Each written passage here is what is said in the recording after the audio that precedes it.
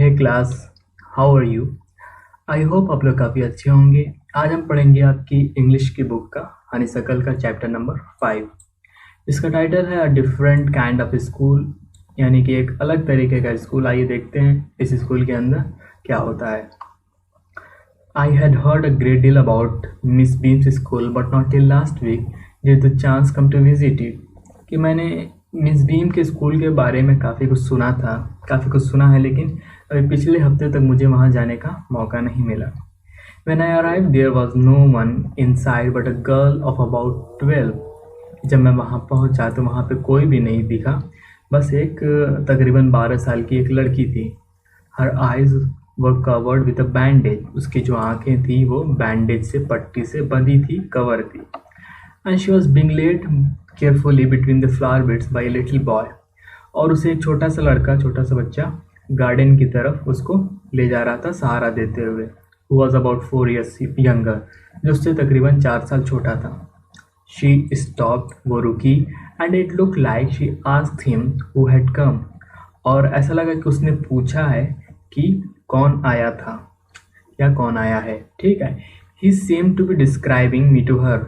और मुझे लग रहा था कि वो मुझे डिस्क्राइब कर रहा है, बता रहा है कि हाँ ये उसकी जो भी ड्रेस थी या जो भी जो उस फिजिक थी, उसको वो बच्चा जो था वो डिस्क्राइब कर रहा था। Then they passed on. फिर वो लोग, वो जो थे, जो छोटा सा बच्चा था और जो लड़की जिसके आंख में पट्टी बनी थी, वो वहाँ से चले जाते हैं।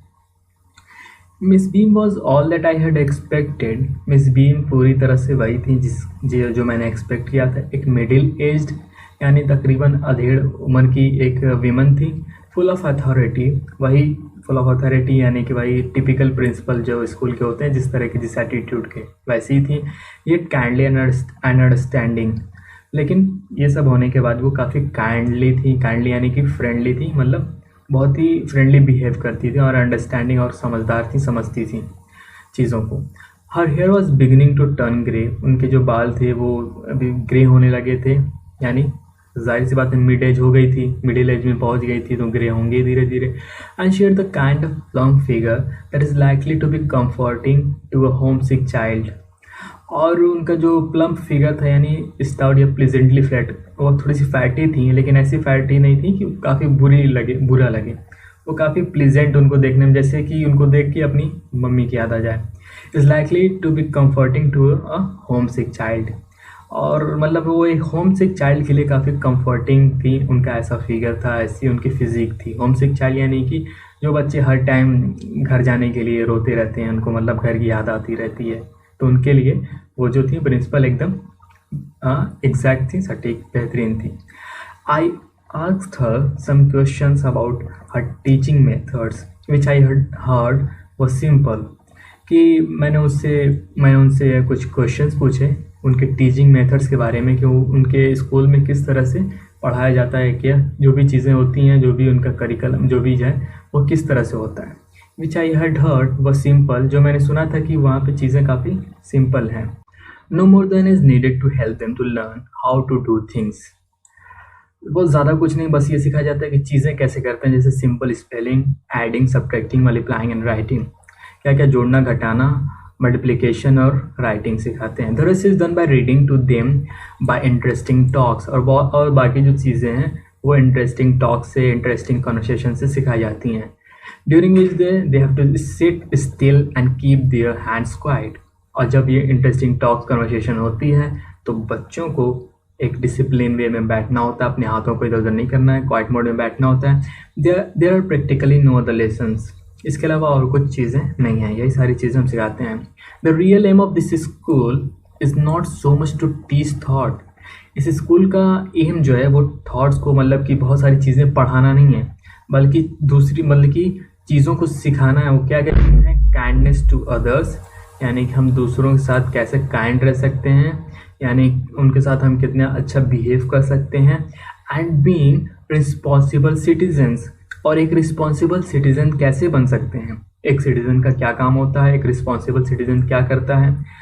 जैसे हम अपनी कंट्री में रहते हैं तो हम अपनी कंट्री के लिए हम ऑनेस्ट रहेंगे, अपनी कंट्री के लिए हम अच्छी चीज़ें सोचेंगे, और अपनी कंट्री के लोगों के लिए उनके साथ हम अच्छे तरीके से बिहेव करेंगे। ठीक है। Look out of the window a minute, will you? ज़रा तुम इस विंडो के बाहर देखोगी? तो फिर क्या होता है, I went to the window, मैं विंडो की तरफ जाता हूँ, which overlooked a large garden and a playground at the back. उस विंडो से क्या दिखता है, एक बड़ा सा गार्डन और प्ले ग्राउंड दिखता है। व्हाट डू यू सी, तुम क्या देखती हो? Miss Beam ask, Miss Beam उसे पूछती हैं कि तुम क्या देखती हो?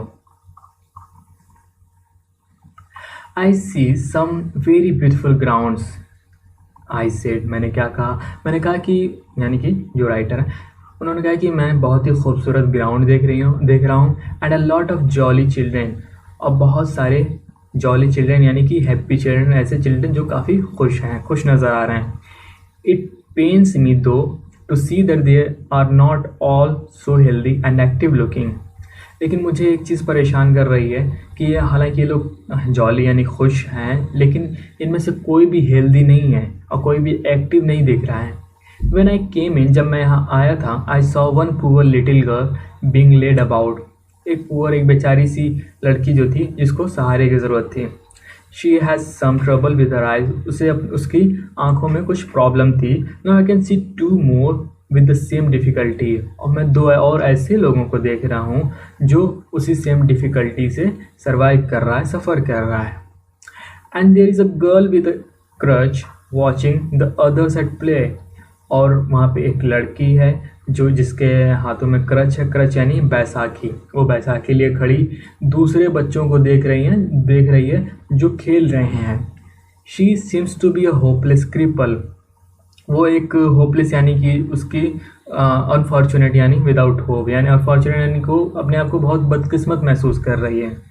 और क्रिपल का मतलब होता है डिसेबिलिटी, जो लोग डिसेबल होते हैं यानी कि अपंग वगैरह, ठीक है। तो वो एक होपलेस क्रिपल की तरह दिख रही है जिसके पास कुछ होप नहीं है, कोई होप नहीं है, क्योंकि उसके हाथ में बैसाखी है, वो खेल नहीं सकती है।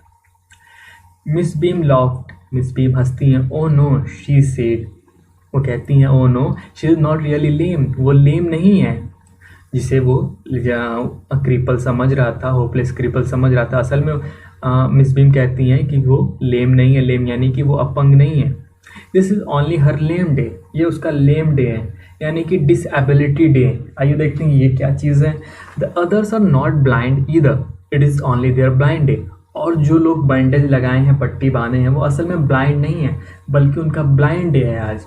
उस बच्ची का लेम डे था और कुछ बच्चों का ब्लाइंड डे था। ये क्या होता है ये देखते हैं। I must have looked very surprised for she loved again, मैं शायद उन्हें काफ़ी सरप्राइज दिखाऊं इसलिए वो फिर से हंसी। This is very important part of our system to make a children appreciate and understand misfortune. ये हमारे सिस्टम का यानी हमारे स्कूल का ये बहुत ही ज़्यादा इम्पॉर्टेंट पार्ट है। क्या इम्पॉर्टेंट पार्ट है? To make our children appreciate, कि हमारे जो स्कूल के बच्चे हैं वो मिसफॉर्चून को समझें, यानी कि जो बदकिस्मती को समझें। अगर आपके हाथ सही सलामत हैं तो आप कितने खुशकिस्मत हैं। अगर किसी के हाथ सही सलामत नहीं है, किसी के पैर में कुछ प्रॉब्लम है, कोई देख नहीं सकता है, तो उनकी चीज़ों को, उनके पेन को वो फील कर सकें, समझ सकें, ये हमारे स्कूल का एक वेरी इंपॉर्टेंट पार्ट है। We make them share in misfortune too, तो हम उन्हें भी उस चीज़ से गुजरने के लिए एक एक्ट कराते हैं, या एक मतलब कि डे उनके लिए सेट करते हैं कि आज ब्लाइंड डे आप लोगों को करना है, आज लेम डे करना है, ताकि वो समझ सकें, ताकि वो फील कर सकें उनकी लाइफ को जो मिसफॉर्चून है। Each term every child has one blind day, her term में हर बच्चे का एक ब्लाइंड डे होता है, एक लेम डे होता है, यानी कि वो बैसाखी लगे खड़े रहना है। ब्लाइंड डे पता ही है, यानी कि अंधा बनना है। वन डीफ डे यानी कि वो सुन नहीं सकता। वन इंजर्ड डे यानी कि चोट वगैरह लगी हो। एंड वन डम डे यानी कि वो बोल नहीं सकता। During the blind day their eyes are bandage absolutely and they are on the honour not to peep. जब ब्लाइंड डे होता है तो उनकी आंखों पे पट्टियां बांधी जाती हैं और ये श्योर किया जाता है कि उन्हें दिखे ना, और ना ही वो इस चीज़ का ध्यान रखें कि वो पट्टी के साइड वाइड से कहीं से झांके ना। The bandage is put on over night so they wake up blind. Bandage को रात में ही बांध दिया जाता है ताकि वो जब उठें तो वो पूरी तरीके से फील कर सकें कि एक ब्लाइंड पर्सन के साथ क्या क्या चीज़ें गुजरती हैं। This mean that they need help with everything, यानी कि अब जो ब्लाइंड है उसको हर चीज़ में कहीं ना कहीं हेल्प चाहिए होगी क्योंकि उसे कुछ नहीं दिखता है. Other children are given the duty of helping them and leading them about.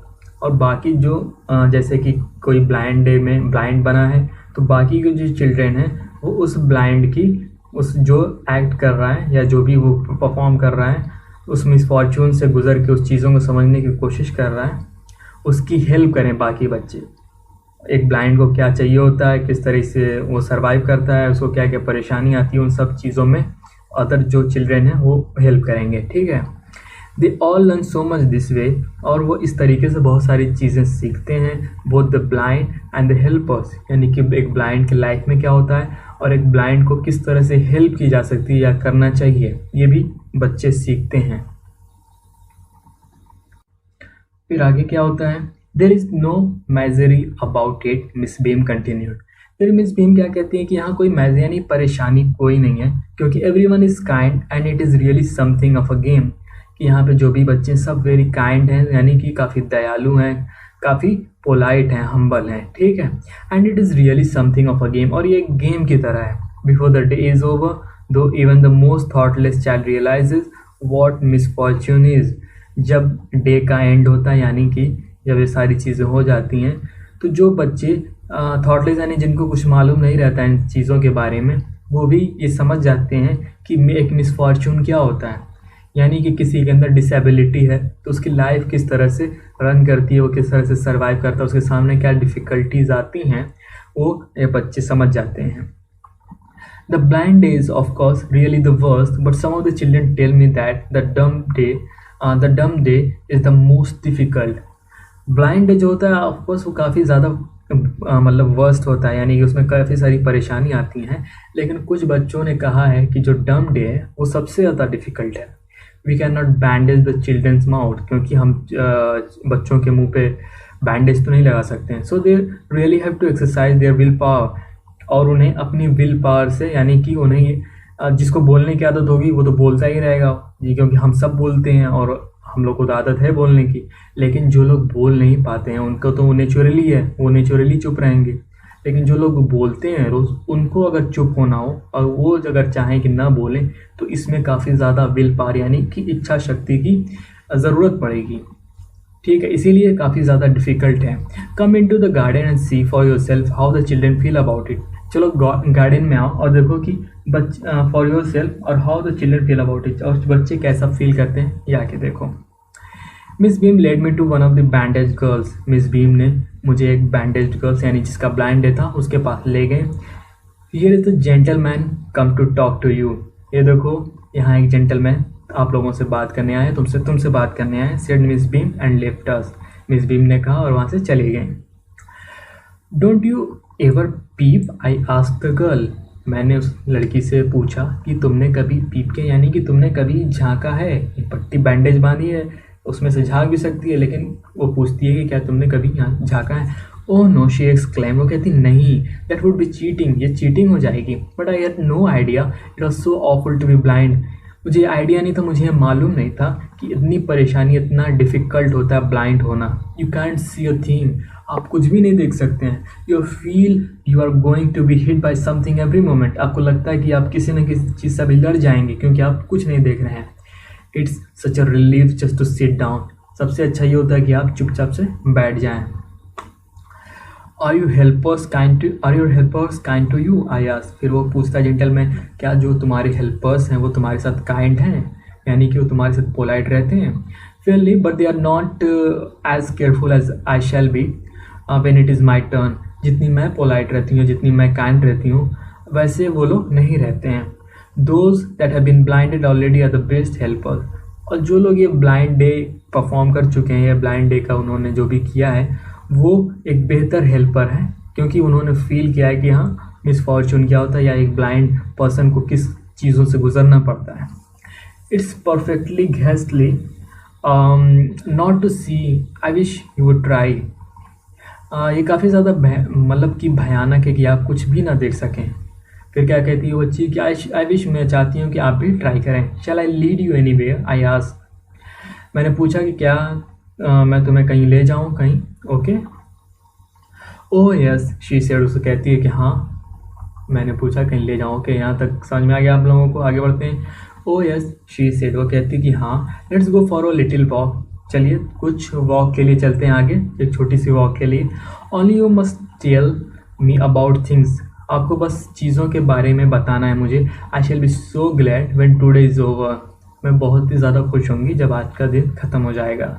The other bad days can't be half as bad as this, जो और बैड डेज हैं यानी कि जब जहाँ पे लेम बनना पड़े या डीफ या डम बनना पड़े, वो इतने बैड नहीं होंगे जितना ये है, ये ब्लाइंड डे है। Having a leg tied up and hopping about on a crutch is almost fun, अपने पैरों को बांध के हॉपिंग अबाउट यानी कि एक क्रच पे कूद रहा है, यानी बैसाखी को लेके कूदना, ये काफ़ी ज़्यादा फ़नी है आई गेस। उस बच्ची कहती है कि ये मतलब इस ब्लाइंड से तो बेहतर ही है, लेकिन सच में ये भी ज़्यादा फ़नी नहीं है। अगर रियल में बात करें तो बहुत ही ज़्यादा परेशानी इसमें भी आती है। तो ठीक है, हम आगे बढ़ते हैं। Having an arm tied up is a bit more troublesome because you can't eat without help, अगर आपके हाथ बांध दिए जाएँ तो ये और भी ज़्यादा मुश्किल है, बिकॉज आप खा नहीं सकते, आपको किसी न किसी की ज़रूरत पड़ेगी and things like that. I don't think I will mind being deaf for a day. फिर क्या कहती है वो कि अगर मैं डीफ बनूँ तो मुझे ज़्यादा परेशानी नहीं होगी, एटलीस्ट नॉट मच, मुझे बहुत ज़्यादा तो नहीं। But being blind is so frightening, लेकिन ब्लाइंड होना काफ़ी ज़्यादा भयानक है, काफ़ी ज़्यादा परेशानी भरा है। My head aches all the time just from worrying that I will get hurt, मेरा सर दुखने लगता है कि मैं हर टाइम में सोचती हूँ कहीं मैं किसी चीज़ से लड़ ना जाऊँ और मुझे चोट न लग जाए। वेयर आर वी नाउ, फिर वो बच्ची पूछती, वो गर्ल पूछती कि हम अभी कहाँ हैं। In the play ground I said, मैंने कहा कि अभी हम लोग प्ले ग्राउंड में हैं। We are walking towards the house, हम एक वो हाउस की तरफ बढ़ रहे हैं। Miss Beam is walking up and down the garden with a tall girl, Miss Beam जो है वो एक टॉल गर्ल के साथ अप डाउन कर रही हैं गार्डन में। What is the girl wearing, my little friend asked, वो लड़की पूछती है उससे कि वो गर्ल क्या पहने हुए है। A blue cotton skirt and pink blouse, एक ब्लू कॉटन स्कर्ट और एक पिंक ब्लाउज पहने। I think it's Millie, she said, what colour is her hair, बच्ची कहती है कि शायद ये मिली है मुझे लगता है। फिर वो पूछती है कि वो कौन सा, उसका हेयर किस कलर का है। वेरी लाइट, आई सेड, मैं कहता हूँ कि काफ़ी लाइट है। Yes that's Millie, she is the head girl, हाँ वो मिली है, वो यहाँ की हेड गर्ल है। There is an old man tying up roses, I said, वहाँ एक ओल्ड मैन है जो रोज़ लगा रहा है। Yes that's Peter, he is the gardener, he is hundreds of years old, हाँ वो, फिर वो लिटिल गर्ल कहती है, वो अच्छी कहती है जो आंखों में पट्टी बांधी रहती है कि हाँ वो गार्डनर है, वो पीटर है, यहाँ का गार्डनर है जो 100 सालों का है। And here comes a girl with curly red hair, she is on crutches, और ये देखो यहाँ पे एक गर्ल, हाँ देखो नहीं, ये मतलब डिस्क्राइब करती है कि यहाँ पे एक गर्ल है जो इसके कर्ली रेड हेयर है और वो क्रचेज पे यानी बैसाखी पे है। तो फिर उसको वो पहचान जाती है कि हाँ, शी सेड दैट्स अनीता, वो अनीता है। बिना देखे सिर्फ डिस्क्राइब करने पे, वो पहले से पता ही है कि हाँ कौन कौन सा आज ब्लाइंड डे परफॉर्म कर रहे हैं, तो वो बिना देखे बस डिस्क्राइब करने पे ही वो बच्ची सबको पहचान जाती है, जान जाती है। आगे देखते हैं। And so we walk down, फिर हम वहाँ से आगे बढ़े। Gradually I discover that I was 10 times more thoughtful than I ever thought I could be, फिर धीरे धीरे मैंने ये पाया कि मैं 10 गुना ज़्यादा थॉटफुल हूँ, यानी कि मैं सोच सकता हूँ, चीज़ों को डिस्क्राइब कर सकता हूँ, than I ever thought I could be, जितना मुझे लगता था कि हाँ मैं इतना कर सकता हूँ। अपनी लिमिट को उसने देखा कि जितनी मेरी लिमिट मुझे लगती थी उससे बहुत ही ज़्यादा है। I also realise that if I had to describe people and things to someone else, it made them more interesting to me, और मैंने ये भी रियलाइज़ किया कि अगर मैं चीज़ों को डिस्क्राइब करूँ, किसी को बताऊँ कि वो कैसी हैं, तो ये काफ़ी ज़्यादा इंटरेस्टिंग होगा मेरे लिए। When I finally had to leave, I told Miss Beam that I was very sorry to go. जब मैं यहाँ से जाने लगा तो मैंने मिस बीम से कहा कि मैं बहुत ही ज़्यादा सॉरी हूँ, यानी कि मुझे बहुत ही बुरा लग रहा है कि मैं यहाँ से जा रहा हूँ, क्योंकि उसे बहुत यहाँ अच्छा लगा था आके। फिर शी रिप्लाइड, वो क्या कहती है Miss Beam, then there is something in my system after all, जब वो कहते हैं कि मुझे काफ़ी बुरा लग रहा है कि मैं यहाँ से जा रहा हूँ, तो मिस बीम कहती हैं कि हाँ ज़रूर, मेरे सिस्टम में, मेरे यहाँ स्कूल के अंडर कुछ ना कुछ ऐसा है जो काफ़ी अच्छा है, इसलिए वो सॉरी फील कर रहे थे। तो इस स्टोरी से हमने बहुत सारी चीज़ें सीखी हैं। कि हम दूसरों के साथ काइंड कैसे रहें, हम दूसरों के मिसफॉर्चून को समझें कैसे, उनकी जो डिसेबिलिटी है उसको हम कैसे पोलाइट वे में उनको हम कैसे ट्रीट करें, और उनकी लाइफ किस तरह से सर्वाइव, किस तरह से वो सफ़र करते हैं, गुजरते हैं अपनी चीज़ों, अपनी परेशानियों को, उसको हम समझें। अगर हम ठीक हैं, हम अगर हर तरीके से ठीक हैं, तो हमें जो डिसेबल पर्सन है उसकी कहीं ना कहीं अच्छे से हेल्प करनी चाहिए, हमें उनका हेल्पर बनना चाहिए। ठीक है, यानी कि पोलाइट रहिए, हम्बल रहिए, काइंड रहिए, दूसरों की परेशानियों को समझिए, उनकी हेल्प करिए, कभी किसी के साथ बुरा सलूक ना करिए, कभी किसी के साथ बुरा बिहेव ना करिए। काफ़ी अच्छी स्टोरी थी, आई होप आप लोगों को काफ़ी अच्छा लगा होगा। Thank you so much, signing off.